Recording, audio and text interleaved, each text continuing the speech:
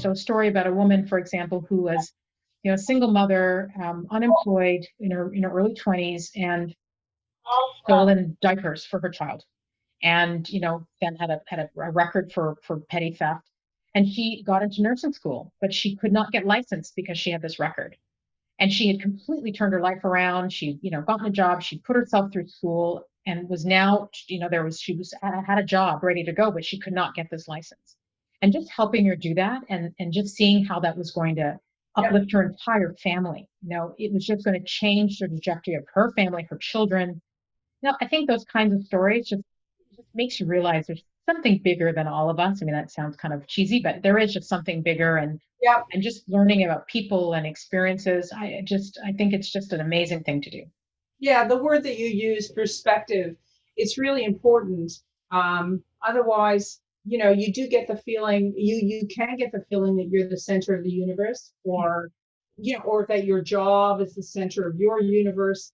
And it does give you perspective, which is like a very important quality, not just for yourself as a human being, but in your growth into more senior positions.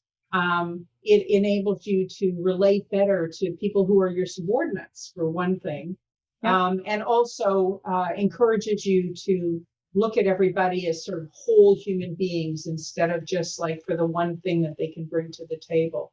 I think you raise a good point, Lisa, because I think you can really get blinders on, and I sit in this, this room for most of my life here for the past 7 months, and that's all I know. And there's so many other people you work with that are going through different things and experiencing different things. And when you make a decision, the more senior you get, that impacts so many different people in so many different ways. And you're right, you've got to get out of your comfort zone, your area, and understand, empathize with what people are doing. It really does help you make better decisions. I think you've hit the nail on the head there.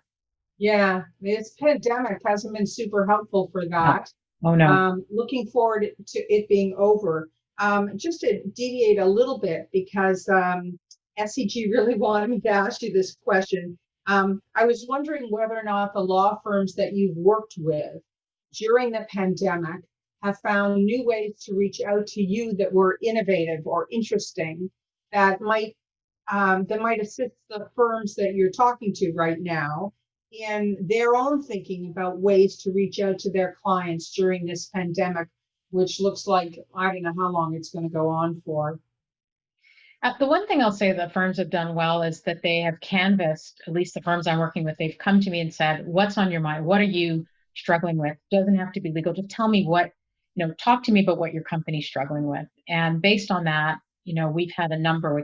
Obviously, one of the things, I work at a retailer now, so it's, how do you deal with workers' compensation issues? How do you deal with labor and employment issues, temp layoffs, people who are afraid to come back to work? And so one firm we work with have had their employment group have had weekly calls on different topics, temporary layoffs, et cetera, but also just an open, you can submit questions and they'll answer them and have discussion. They've also encouraged discussion among peers.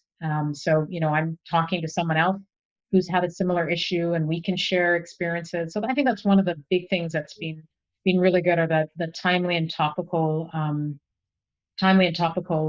presentations that we've had. I think all the organizations have pivoted remarkably well to going into Zoom and other video conference type sessions. That's really helped. They're recording them so you can listen to them whenever you want. So those things have been really helpful to me. Yeah, somebody told me a story about how a law firm, must have been a big law firm in the United States, shipped out to some of their principal clients a case of wine. And then they had these wine Zoom meetings, which apparently were a lot of fun.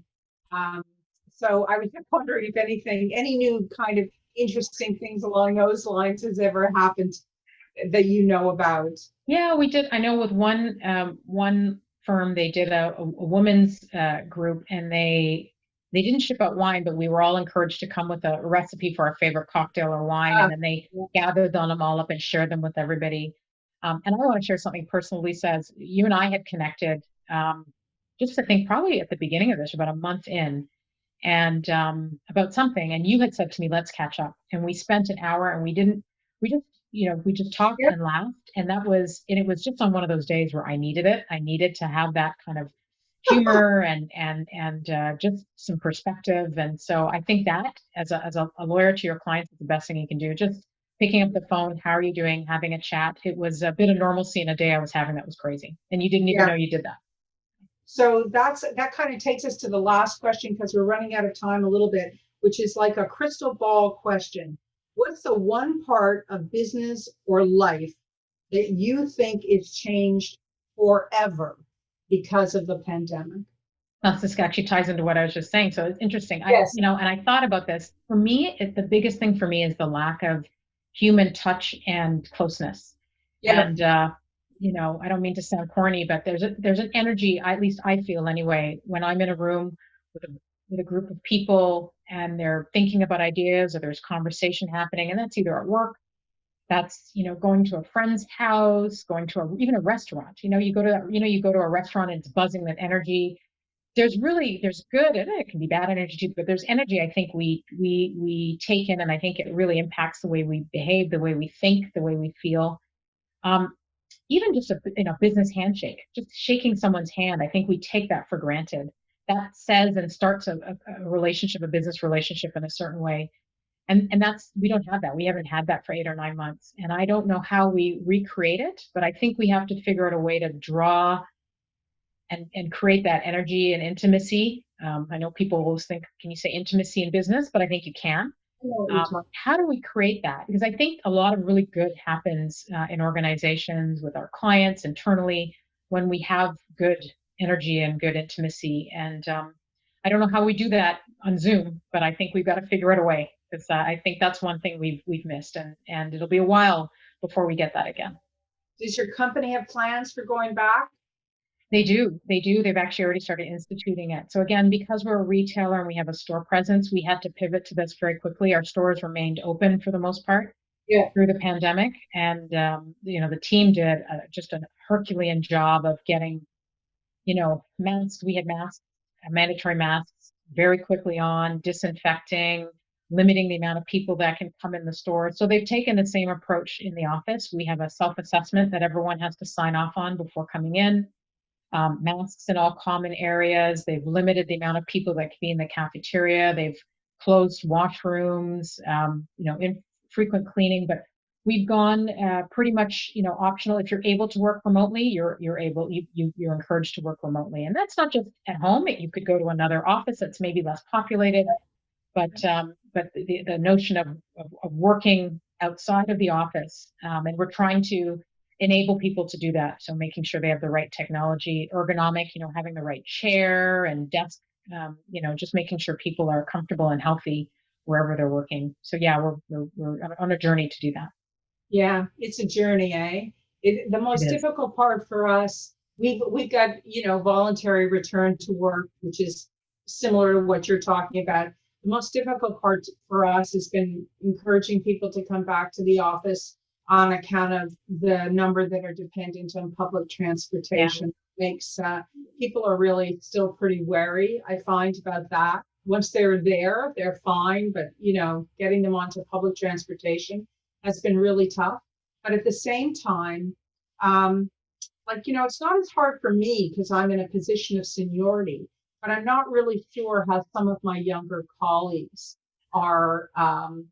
It's harder for them. They don't have that learning experience that you get day to day. So it's tougher. I'm looking forward to going back, I guess is what I'm saying. Yeah, I think that's right. And I think that's something we have to remember. So I'll explain this personally. When we went in March, and I'd been only at the company 2 or 3 months, so it was crazy.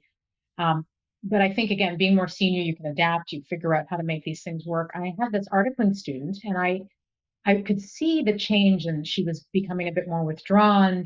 Her work she wasn't turning things around as quickly, and at first, you get the usual like, what's happening? And then I started talking to her and I realized, I think she just was struggling with working from home. This is her first office role. And I think going to the office, getting ready for work, being with people, just really, I think changed the way she approached work. And we started talking about, do you need to carve out a space at your home where that's your office? Do you need to, Yep. she was saying she was getting advice from people, dress up.